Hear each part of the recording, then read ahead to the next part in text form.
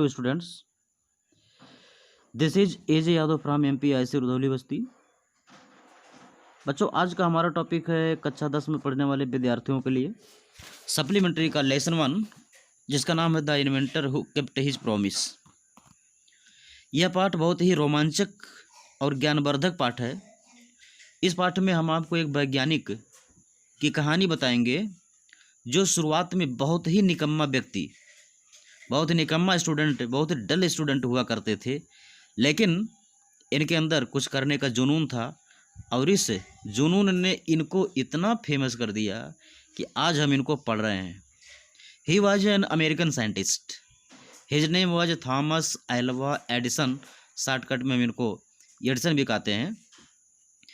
पाठ का नाम है the inventor who kept his promise, यानी आविष्कारक जिसने अपना वादा पूरा किया। एक ऐसा आविष्कारक जिसने अपना वादा पूरा किया है। आज हम ऐसे आविष्कारक के बारे में पढ़ने जा रहे हैं जिसने पूरे दुनिया को चकित कर दिया था अपने इस आविष्कार से। तो आइए देखते हैं कौन सा वैज्ञानिक था और उसकी क्या खासियत थी। तो इस पाठ की शुरुआत आपकी यहाँ से होनी है। आपको बड़े बड़े अक्षरों में दिख रहा होगा, देखिए व्हेन, एकदम कॉर्नर पर देखिए व्हेन दिख रहा होगा। इसी व्हेन से इस पाठ की शुरुआत होनी है। तो आइए शुरू करते हैं इस पाठ को। When you want to read at night, जब आप रात को पढ़ना चाहते हैं, you simply press a switch, तो आप साधारण रूप से एक बटन दबाते हैं। and the electric lamp gives you light। बच्चों, यहाँ गिव्स लिखा हुआ है। अगर आपके पास किताब हो तो उसको खोल लीजिए। यहाँ किताब में थोड़ा सा फोल्डिंग होने के नाते यहाँ ये अक्षर थोड़ा सा क्लियर नहीं हो रहा है। तो फिर से देखें। When you want to read at night, जब आप रात में पढ़ना चाहते हैं, you simply press a switch, तो आप आमतौर से एक बटन दबाते हैं। And the electric lamp gives you light, और विद्युत बल्ब आपको प्रकाश देता है। डू यू नो, क्या तुम जानते हो, who invented the electric lamp, कि विद्युत बल्ब का आविष्कार किसने किया। ही वॉज एन अमेरिकन, वह एक अमेरिकावासी था। Named Thomas Alva Edison, Thomas Alva Edison नामक एक अमेरिकन व्यक्ति था वह, जिसने विद्युत बल्ब का आविष्कार किया। अगले पैराग्राफ में, इवन इन द चाइल्डहुड, बचपन से ही, कहीं कहीं दा के स्थान पर हिज लिखा होगा बच्चों। इवन इन हिज चाइल्डहुड कुछ किताबों में दिया होगा। इवन इन हिज चाइल्डहुड या इवन इन द चाइल्डहुड, अर्थात अपने बाल्यावस्था से ही Edison loved to do experiments, Edison प्रयोगों को करना पसंद करते थे। He was fond of asking questions. बच्चों, यहाँ फाउंड दे दिया है, गलत ये मिसप्रिंट हो गया है, तो आप इसको फॉन्ड पढ़ेंगे। ही was fond of asking questions, यानी वह है, फाउंड ऑफ मीन्स शौकीन थे, आस्किंग क्वेश्चंस प्रश्नों को पूछने के, यानी एडिसन बाल्यावस्था में प्रश्न पूछने के शौकीन थे। And he was never satisfied, और वह कभी संतुष्ट नहीं होते थे। टिल माने जब तक, ही गाट द राइट आंसर, जब तक उन्हें सही उत्तर नहीं मिल जाता था। अर्थात इसको ऐसे पढ़ेंगे, वह कभी संतुष्ट नहीं होते थे जब तक उन्हें संतोषजनक उत्तर नहीं मिल जाता था, या जब तक उन्हें सही उत्तर नहीं मिल जाता था। There are many stories about his childhood, उनके बाल्यावस्था के बारे में बहुत सारी कहानियां हैं। And here are a few of them, और यहाँ पर कुछ कहानियां दी जा रही हैं। तो आइए कुछ कहानियों को पढ़ने जा रहे हैं। वन डे, आप लोगों को मिल रहा होगा। One day when young Edison was at school, एक दिन जब छोटा एडिसन स्कूल पर था, the teacher was telling the children a story about the birds, तो शिक्षिका बच्चों को पक्षियों के बारे में एक कहानी सुना रही थी। ही गॉट अप, वह उठा, एंड आस्क्ड द टीचर, और शिक्षिका से पूछा, madam why can not man fly like a bird. Edison खड़ा हुआ और अपने शिक्षिका जी से पूछा, मैडम जी, why can not man fly like a bird, यानी मानो एक पक्षी की तरह, एक चिड़िया की तरह क्यों नहीं उड़ सकता है। तो मैडम का जवाब था, because man has no wings, because man has no wings, क्योंकि मानव के पास पंख नहीं होते हैं। रिप्लाइड द टीचर, शिक्षिका ने जवाब दिया। The young boy thought for a moment, वह छोटा बच्चा एक पल के लिए सोचा। एंड आस्क्ड हर अगेन, और उनसे फिर पूछा। But kites have no wings, लेकिन पतंगों के पास भी पंख नहीं होते हैं। एंड स्टिल, और फिर भी, we can fly them in the sky, हम उन्हें आकाश में उड़ा सकते हैं।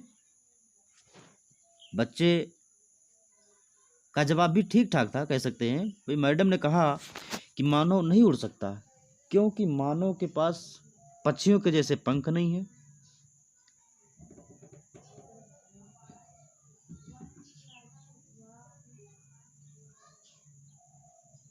मैडम ने कहा पतंग नहीं उड़ सकता या मानव नहीं उड़ सकता, सॉरी, मैडम ने कहा था कि मानव नहीं उड़ सकता क्योंकि मानव के पास पंख नहीं है। तो ये छोटा सा बच्चा एक पल के लिए सोचा और उनसे फिर पूछा, but kites have no wings, लेकिन पतंगों के पास भी तो पंख नहीं होते हैं।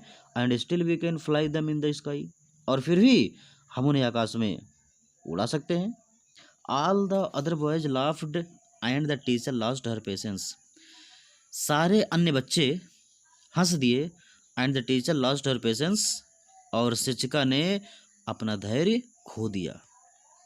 सी थॉट, उसने सोचा, the boy was stupid and naughty, कि बच्चा बहुत नटखट है और मूर्ख है। स्टूपिड माने मूर्ख और नॉटी माने शरारती या नटखट। अध्यापिका ने सोचा कि बच्चा बहुत मूर्ख और नटखट है। And asked his parents to take him out of school, और उन्होंने उसके माता पिता से उसे स्कूल से बाहर ले जाने को कहा। यानी एडिसन को स्कूल से टर्न आउट कर दिया गया, इजेक्ट कर दिया गया, उसको निकाल दिया गया। इसके पीछे की वजह यह थी कि एडिसन बहुत प्रश्न करता था, जबकि प्रश्न करना बच्चों की एक स्पेशल क्वालिटी होनी चाहिए। यह क्वालिटी थी एडिसन में, लेकिन शिक्षिका उसको बर्दाश्त नहीं कर पाई और एडिसन को इसका खामियाजा भुगतना पड़ा, उसे स्कूल से निकाल दिया गया। His parents took him home, उसका माता पिता उसे घर ले गए। बट दे न्यू दैट, लेकिन वो जानते थे कि he was not a stupid boy, कि वह एक मूर्ख लड़का नहीं है। Edison was just 8 years old, Edison केवल 8 वर्ष का था। व्हेन दिस हैपेंड, जब यह घटित हुआ था। यानी आपके सामने एक प्रश्न आ सकता है कि what was the age of Edison when he was taken out of school, तो आपका जवाब होगा Edison was only 8 years old when he was taken out of school. और उसे उस स्कूल से निकाला क्यों गया था, तो आप लिखेंगे Edison was taken out of school because he asked the teacher questions after questions again and again, and the teacher lost her patience. She thought that Edison was a stupid and naughty boy, so he was turned out of school. आगे देखते हैं। Edison अब घर पहुंच गया, उसे school से निकाल दिया गया, उसको टीसी दे दी गई। टीसी समझ रहे हैं ना, जब कोई बच्चा अपने विद्यालय को छोड़ता है, किसी दूसरे विद्यालय में जाता है या घर जाता है, अपनी पढ़ाई पूरी कर लेता है, तो उसको ट्रांसफ़र सर्टिफिकेट दिया जाता है। तो उसको टीसी वगैरह दे दिया गया और वो घर गया। घर जाने के बाद देखें, young Edison found in his mother his best teacher. युवा एडिसन अपने माता में अपना सबसे बेहतरीन शिक्षिका पाया। छोटा एडिसन अपनी माता में अपना सर्वश्रेष्ठ, बेस्ट माने सर्वश्रेष्ठ, सबसे अच्छा शिक्षिका पाया। She was patient enough to answer all his questions. Patient माने बच्चे लिखे होंगे मरीज नहीं, पेशेंट का मतलब धैर्यवान, धैर्यशाली। सी वाज पेशेंट एनफ, यानी वो बहुत धैर्यवान थी। To answer all his questions, उसके सभी प्रश्नों का जवाब देने के लिए वह बहुत धैर्यवान थी।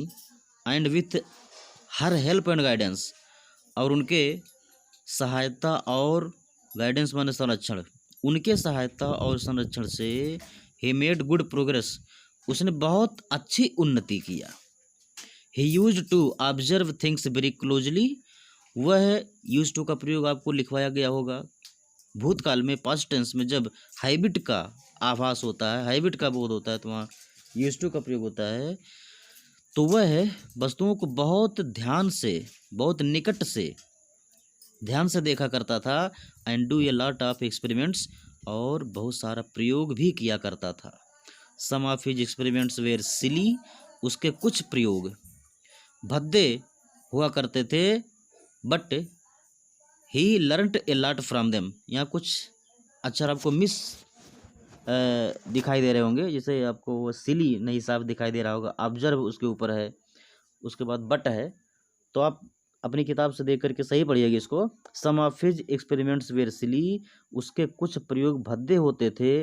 But he learned a lot from them, लेकिन वह उनसे बहुत कुछ सीखता था। तो आज हम यहीं तक पढ़ेंगे। एडिसन का एक छोटा सा परिचय हो गया है। अगले टर्न में हम इसको और पढ़ाने का प्रयास करेंगे, लंबा पढ़ाएंगे। तो तब तक आप लोग माने याद करें अच्छी तरह से, और जब माने याद रहेगा तो आपको समझने में कहीं कोई दिक्कत नहीं आएगी। तो अगला खंड हम आपको अगले दिन पढ़ाएंगे।